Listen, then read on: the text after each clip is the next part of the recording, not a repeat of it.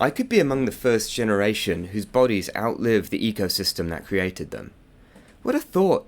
A non-zero chance that I die running from a toxic death tsunami, swept out to a lifeless plastic sea, and not even running from the consequences of my poor decisions like I'd always imagined. Ideally, though, the Earth had outlived me, and I often think about how we could make that happen.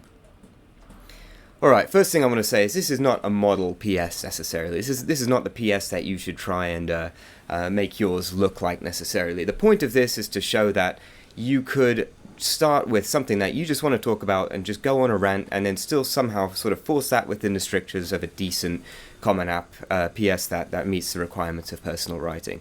So this specifically was a response to the fourth question in and a bit the sixth question in the Common App, which asks us, for the fourth one, to describe a problem you've solved or a problem you'd like to solve. It can be an intellectual challenge, a research query, an ethical dilemma, anything that's of personal importance, no matter the scale. Explain its significance to you and what steps you took or could be taken to identify a solution.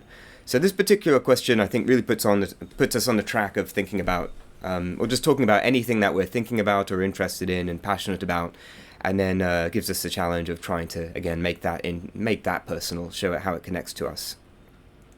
Another issue, obviously, is that I'm talking about something that surely everybody else is going to be talking about this year, and that's the climate catastrophe, the environmental crisis, whatever you want to call it. So I think in order to talk about something like that, I'm going to need to take a risky approach to it, and that's why I told this. I've essentially died in the first paragraph. So there are certain risks to talking about your own death in the first paragraph that you write.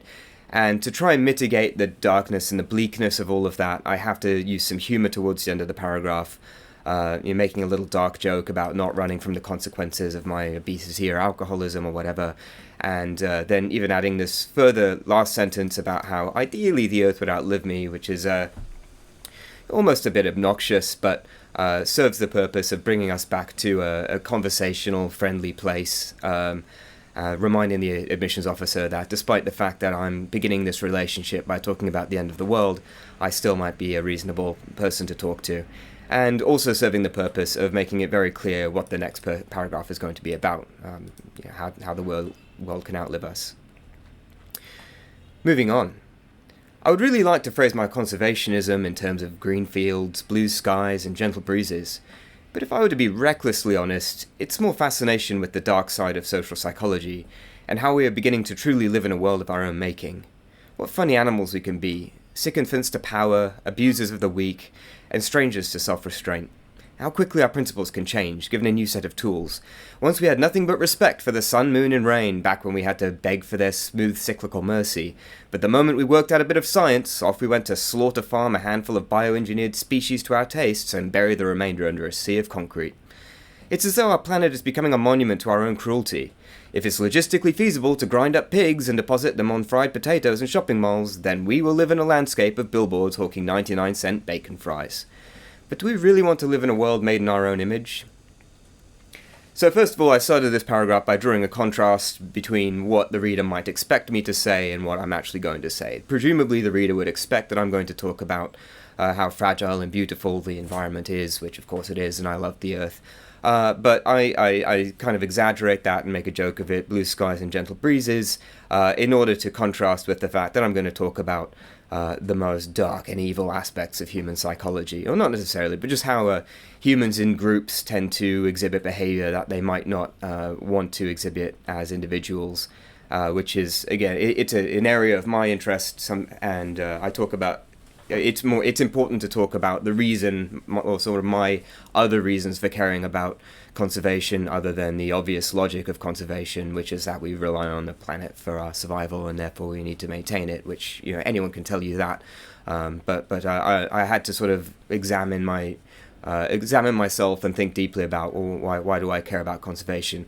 Although having said that, the truth is that this essay really started with one experience or one image that stuck out in my mind, and not actually concerned with conservation at all.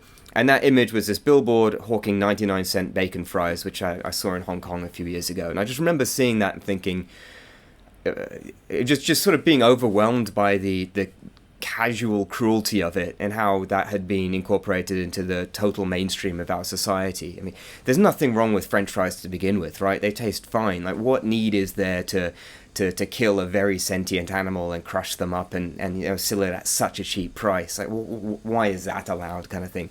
Of course, we could make an argument about eating meat for the sake of survival or something, but I think when it gets to the point of, as I say, crushing up an animal that's very, very similar to us, for the sake of the novelty of a new product.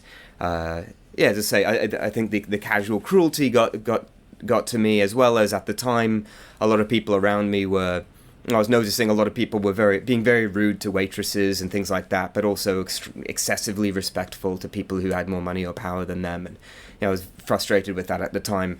And my point is, saying all of this is not to convince you that to think like me, but to say that I was having these thoughts at a time in my life and thinking about these things, and that was actually the core of this essay, or the root of this essay, and the root of and then tying that to conservationism, because again, the connection I draw is that it seems like the way we treat the earth is similar. Because the earth is weak, therefore we abuse the earth, and we're able to not think about it, and I think that's funny, or something that we should think about, or whatever, or was motivated to write about it. Another crucial thing I do here rhetorically is show self-awareness by saying recklessly honest. I'm saying if I were to be recklessly honest, because of course it is taking a bit of a risk to talk about the dark side of human psychology or something like that. That may not be something that everybody wants to hear about right now. So to acknowledge that I'm being honest, or to be honest, to acknowledge that I'm taking a risk that way, I think shows a self-awareness in what I'm doing that might help the admissions officer forgive me if they thought that the risk were not merited. Finally, the thing that was difficult for me about this paragraph is, even though the essay sort of started with this paragraph and this sort of reflection, I had to do a lot of work to find logical ties between the points that I wanted to make. Basically, the logical tie between saying that between being frustrated with this billboard with the bacon fries, and also being frustrated with how we can be sycophantic to power while being abusive to weakness, or being abusive to the weak and unable to restrain ourselves, and also some kind of armchair anthropology about how we may have respected nature back when it was more powerful than us, but the moment we became more powerful than it, we sort of lost our respect for it. So I had to do a lot of work to tie those ideas together and add sentences like, it's as though our planet is becoming a monument to our own cruelty, to try and create a logical flow between these sort of images and ideas. So again, the paragraph and the essay started with these images and these thoughts and these like kind of kernels of moral indignation. But then I did have to spend a lot of time when I was revising it to try and draw those logical connections between them. Let's move on. I know, disgust doesn't sound like the right answer, but then emotional reactions are the core of moral intuition. Bad feelings might still motivate good behavior, and at present, the crisis is too often articulated in asinine techno-industrial terms that inspire no action whatsoever. We must reduce carbon emissions, an intangible index for technocrats and statisticians, and institutions must innovate to produce clean energy so we can continue to increase production of single-use garbage to fill up our absurd built environment of suburbs and parking lots, but with no consequence. If society's answer to environmental catastrophe is autonomous electric vehicles, a promise to perpetuate the worst in urban design, I think we're probably asking the wrong question. So again, this paragraph reflected some core frustrations that I was thinking about recently. Incidentally, also, I just went back to California, and if you haven't been there, it's essentially like a freeway with people living on it. If you ever want to get anywhere, you have to get in the car and sit 20 minutes going 70 miles an hour to get to the to the shops to buy anything. And even there was one incident in particular where I had to cross a road, and the lights took like 3 minutes each time, and it took a good 15 minutes just to get to the other side of the street. And so I was very frustrated with how California is such a beautiful place, but the way that we've decided to grant contracts to certain people and encourage certain types of urban development, specifically freeways and suburbs. We've turned it into such an ugly and unlivable space, and I was really frustrated with that. I could have written about that. That could have been the previous paragraph, but I decided not to because I'd already had one kind of context paragraph, and I think it's best not to overload these essays with a bunch of context or a bunch of background information or reasons why you think a certain way.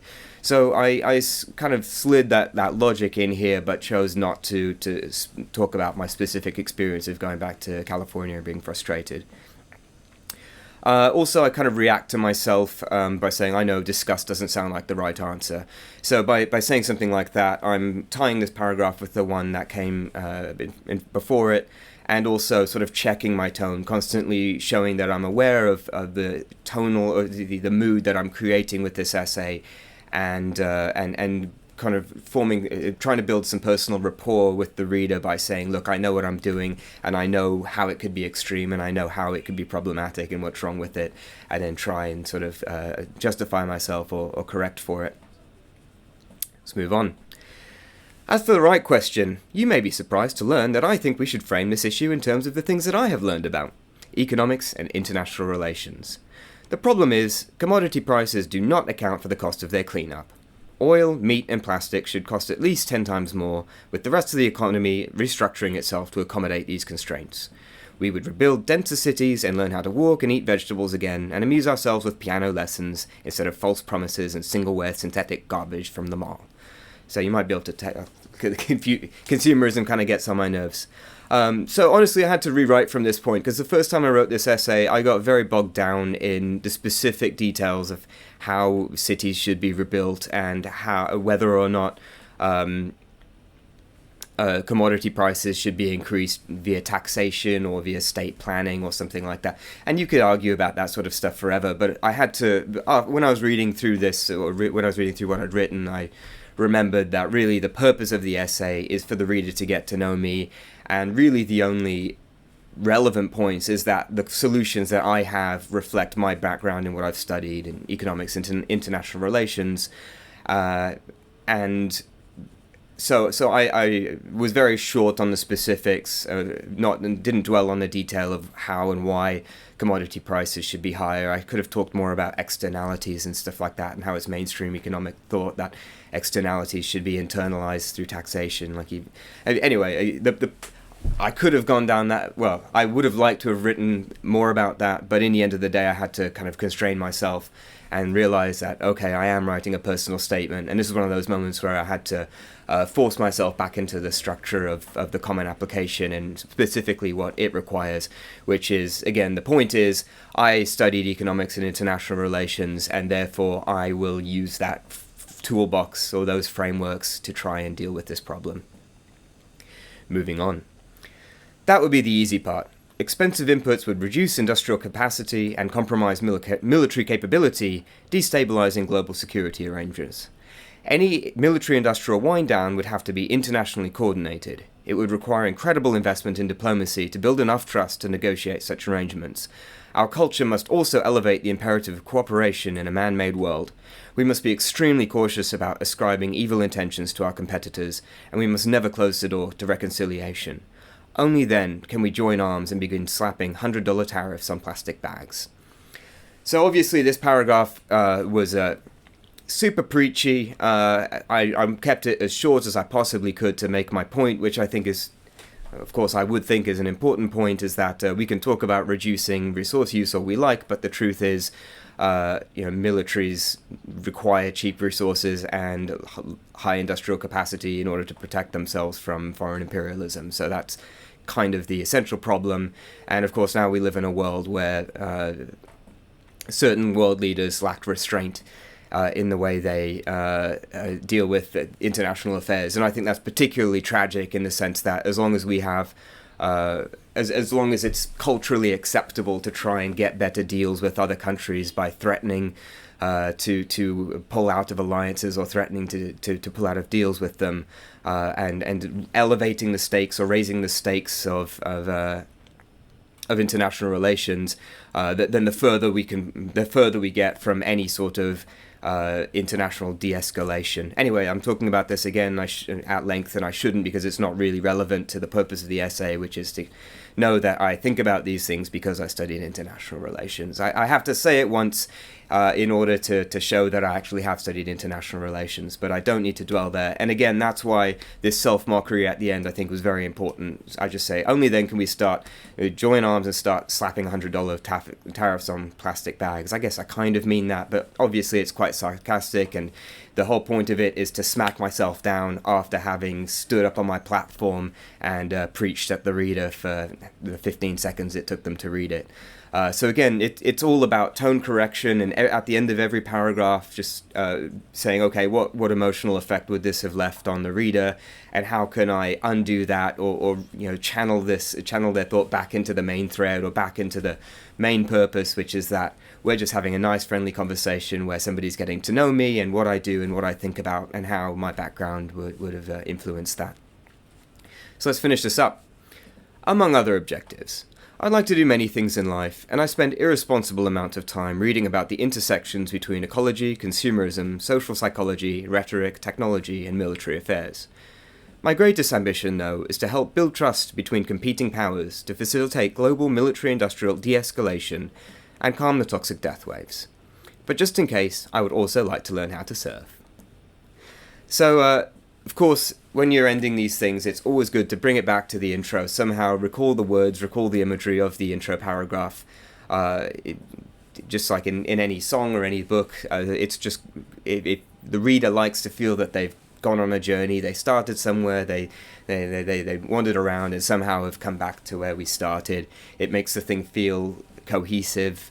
It reminds them how the essay even started, and reminds them even what happened throughout the essay. And then, I added a sort of a list of things that I read about just for the sake of answering the question. Actually, that one was more aimed at prompt number 6, which I was responding to at the time, about what you do and where you go to learn more. But also it could apply to prompt 4, what steps you took or could be taken to identify a solution. Essentially trying to read about these different things so that I'll have the background to build trust between nations and things like that. Again, often these conclusions feel like they're a bit tacked on, because that's not necessarily what you wanted to go on about or what you wanted to say. And as I said, about half of this essay is a bit that way. Come back a bit.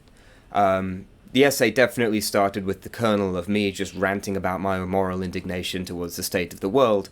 And then it did take some effort, some kind of tacking on of additional elements in order to turn it into a personal statement, which is essentially making it clear that I think about the solutions to this in a certain way because of my background, and also this problem that I think about is related to my life ambition, and that I do something about that. I think finally and most importantly, it was important that when I ranted, I used very colourful imagery, and that I had a lot of fun writing those sentences about, just had a lot of fun playing with the words about how we lost our respect for the sun, moon, and stars back when we were begging for their sweet cyclical mercy, or whatever I said.